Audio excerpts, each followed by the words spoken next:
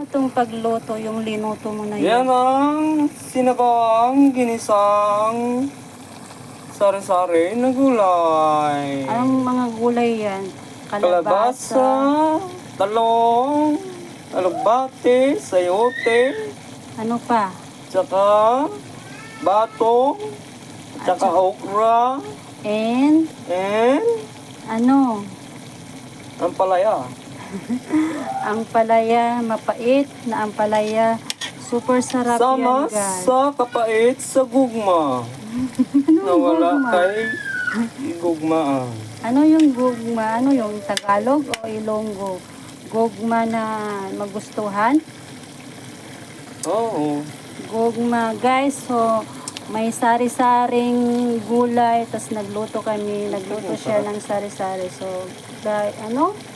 Okay na ba yan? Luto na ba yan? So, masarap. So, sweet. Masarap, ha? So, guys, bye guys. Kasi naluto na siya.